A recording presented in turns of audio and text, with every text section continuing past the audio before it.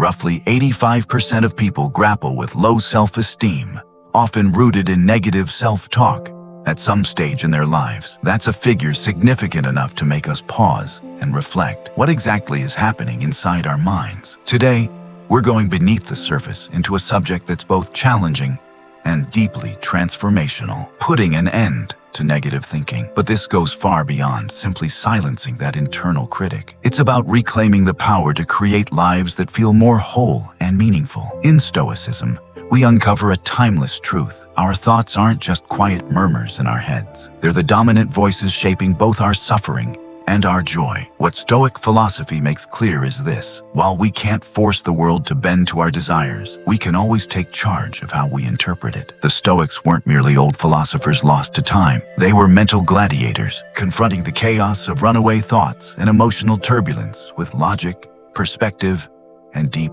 inner stillness. My goal today is to help you understand the nature of negative thoughts and to share actionable Stoic methods for dealing with them head-on. You'll learn how to leverage the full potential of your mind to build a life fueled not by negativity, but by the cardinal virtues: wisdom, courage, justice, and temperance. If you're feeling skeptical, I get it, but I invite you to keep an open mind. Some of what we'll cover may press against long-held beliefs, but it can also lead you to a breakthrough, one that changes the way you live and think. Before we get started, consider sharing this with someone who's also walking a path of growth and inner discovery. And if you value the insights we're exploring, a small but meaningful way to support this Stoic journey is to simply subscribe. Now, let's dive in. Negative thinking isn't just a once-in-a-while annoyance. It's something much more invasive, a mindset that seeps into every aspect of our daily lives. It affects how we feel when we open our eyes each morning, and it influences the choices we make about relationships,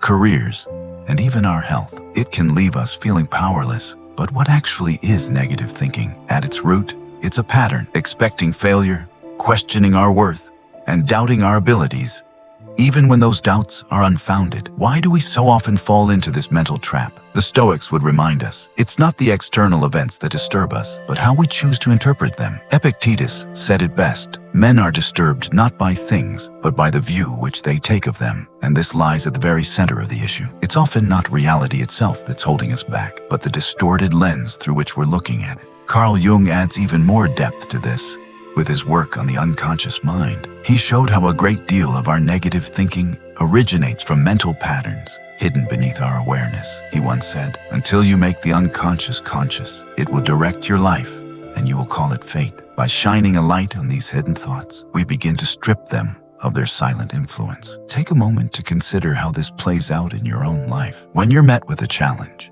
do you feel defeated before you even begin? Negative thoughts can paralyze us, not because we're incapable, but because they convince us that success isn't even worth pursuing. It's like rowing a boat with everything you've got without noticing you're still tied to the dock. All that effort, and you're still stuck. That's why Stoicism encourages us to inspect our thoughts with reason and care. Marcus Aurelius, in his Meditations, urged us to observe our inner dialogue and to cast aside those thoughts that serve no useful purpose. Through that level of awareness, we begin to separate from the harmful narratives and regain ownership of our mental space. And let's not forget the larger forces at play, the messages we absorb from our culture and society. In a world that constantly tells us we're not enough, not successful enough, attractive enough, wealthy enough, it's easy for doubt and insecurity to take root. These seeds of self-doubt grow quietly, choking the very potential we hold within. But Stoic practice gives us the tools we need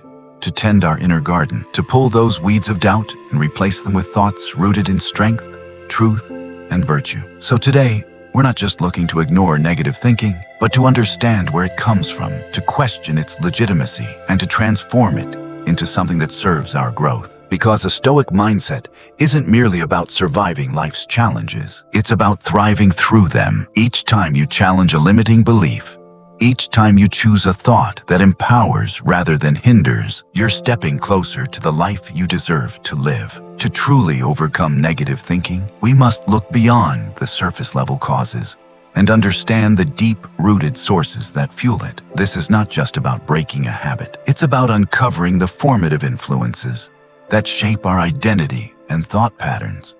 These negative thoughts often trace back to early experiences, our upbringing, social messaging, past setbacks, and even the casual remarks of others. All these can sow seeds of self-doubt that grow over time. From a young age, many of us are placed in environments that don't nurture positive self-esteem. A child who's repeatedly told they're not good enough, or a school system that only rewards perfection. These things leave a mark. As Aristotle noted, we are what we repeatedly do. Excellence, then, is not an act, but a habit. Apply that logic to the mind, and it becomes clear when we repeatedly indulge negative thoughts, they form a habit of self-diminishment. Failures and rejections can reinforce these mental scripts, solidifying the voice that says, "I knew I'd fail," or "I'm not good enough." This doesn't mean we lack talent. It means we begin acting in alignment with the limiting beliefs we've absorbed. Plato once observed that reality is created by the mind. That means we can change our reality by changing the way we think. Fear is another powerful contributor. Though meant to protect us, fear can quickly turn into anxiety and catastrophizing. We begin expecting disaster, even when none exists. Fear of failure, fear of rejection, fear of the unknown. They all distort our judgment and lead us down dark mental paths. The Stoics offer a remedy in the form of premeditatio malorum, the premeditation of evils. By imagining worst-case scenarios deliberately, we weaken their emotional grip. If or when they arrive, they no longer hold the same power. As Jung emphasized, unconscious beliefs steer our lives unless made conscious. And many of those beliefs come from the media, from childhood role models, from everything we never questioned. Making these thoughts visible is how we take back the reins. On top of that, we live in a culture that champions scarcity and endless competition. We're pushed to constantly compare ourselves, leaving us with a nagging sense of never measuring up. But Stoicism turns our attention inward. It reminds us to measure success, not by external accolades, but by internal alignment with virtue. True growth comes from within, through how we evolve personally, not by stacking ourselves against someone else's journey. The roots of negative thinking run deep and wide, drawing from our emotional past, early life experiences, ingrained fears, and the messages we absorb from society.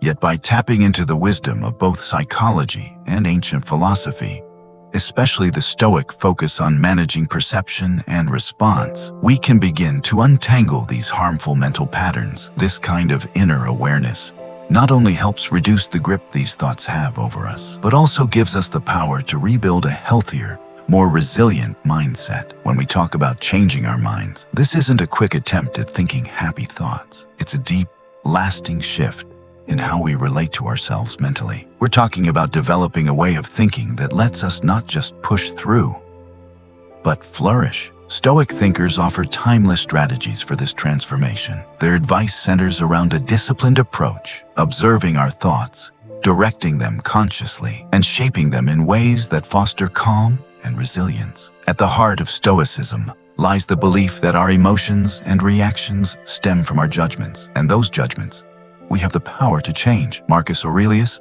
the philosopher-emperor, once wrote, "You have power over your mind, not outside events."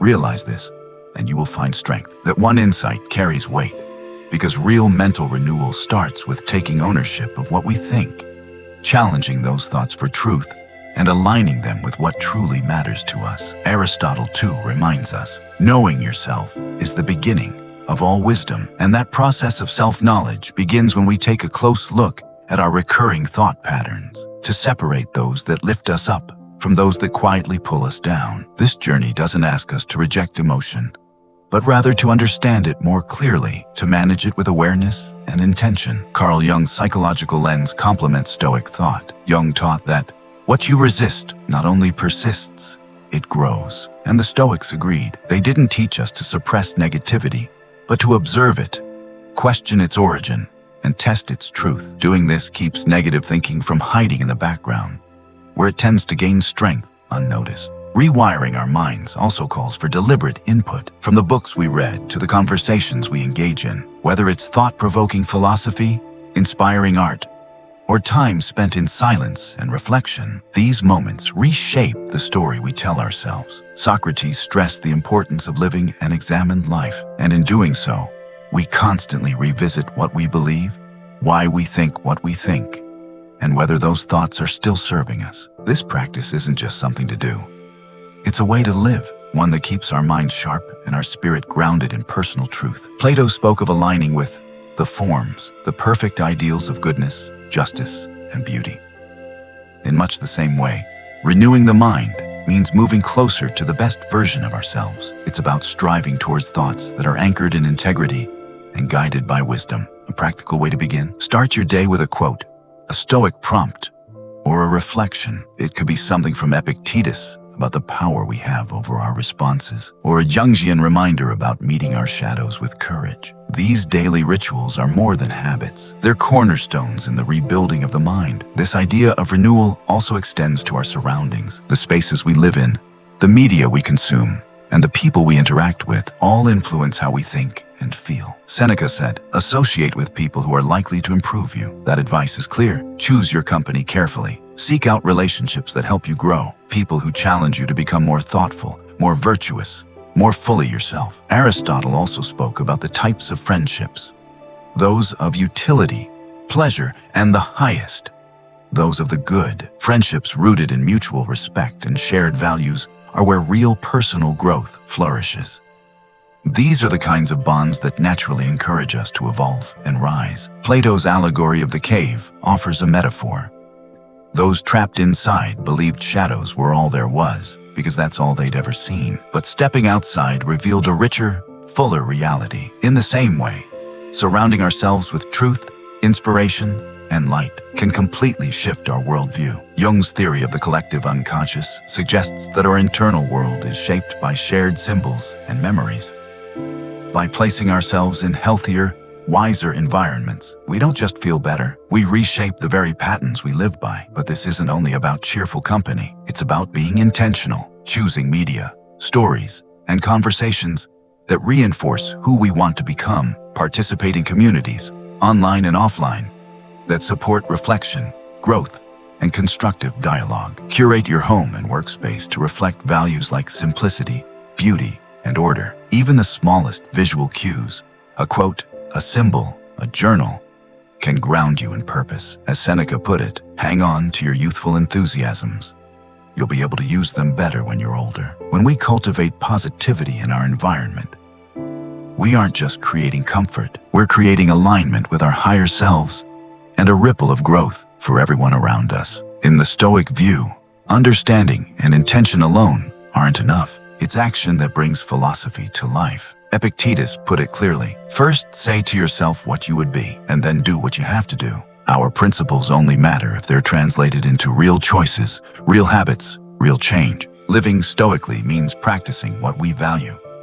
It means choosing wisdom, courage, justice, and moderation in the small, unnoticed moments, as well as the big, obvious ones. By acting out our values, we challenge every thought that tries to say we're not enough, not capable, not ready. Each time we choose action over doubt, we rewrite the story of who we are. Aristotle's doctrine of the mean shows that virtue lies in practice, not just in belief. We become brave by doing brave things, just by doing just things. So action isn't just the proof of virtue, it's how virtue is born. Plato's theory of forms suggests that true knowledge leads inevitably to right action. And when our actions match our inner truth, we not only learn, we become. Jung called this individuation, the integration of all parts of the self. It's not something that happens in theory, but in the friction of real life. When challenges push us to grow, you are what you do, Jung said, not what you say you'll do. So Stoic action isn't just about fighting off negativity. It's about proactively living in alignment with everything we claim to believe, whether it's speaking with kindness, facing down a long-held fear, or forgiving where it hurts. Each of these is a Stoic act. Each one moves us closer to who we want to be. Even small actions matter. Setting a goal for the day, volunteering your time, or journaling honestly before bed. Each is a step, not just away from negative thoughts, but toward a self that is whole, steady, and strong. But actions alone aren't the whole story. Words matter just as much. Epictetus advised, first learn the meaning of what you say, and then speak. Because in Stoicism, speech is more than communication. It's influence, it's impact. Words shape the thoughts of others, and they reflect the inner state of our own minds. Marcus Aurelius wrote often about speaking with clarity and kindness, using words that reflect virtue, not vanity. When we speak with honesty, restraint, and care, we extend our Stoic practice outward, turning thought into influence and values into visible change. Aristotle outlined ethos, pathos, and logos, the building blocks of persuasion. How we speak affects how we're heard, and more importantly, how others are moved. Speech isn't just functional, it's transformational. Socrates, in Plato's dialogues, used questions to open minds and expand awareness. That's the power of intentional dialogue. It can lead others toward truth and insight. Jung also emphasized that language is a way to bring unconscious thoughts into the light. Through reflection and conversation, we start to understand the hidden stories we carry. And our internal voice, that's perhaps the most important of all. Negative self-talk can be corrosive. It wears down our confidence and shapes a life that's smaller than it needs to be. But when we speak to ourselves with strength, grounded in truth and virtue, we open the door to resilience and action. Modern psychology echoes this. Affirmations aren't empty slogans. They're tools for reshaping belief. Used wisely, they support the Stoic belief in choosing how we think and who we become. So remember, every word matters. Each sentence we speak or think is a brick in the foundation of our reality. Choose them with intention. Use them to build, not break, to light the way. First for yourself, then for those around you. Thank you for walking this path with us. The Stoic journey isn't just about knowledge. It's about living that knowledge. Let your actions reflect your values. Let your words echo your ideals. Let your mind be the temple of your highest self. And if today's journey spoke to you, click the next video now, where we dive deeper into how Stoicism helps us face adversity and emerge stronger. Together, we're building not just a mindset, but a community grounded in truth, strength, and wisdom.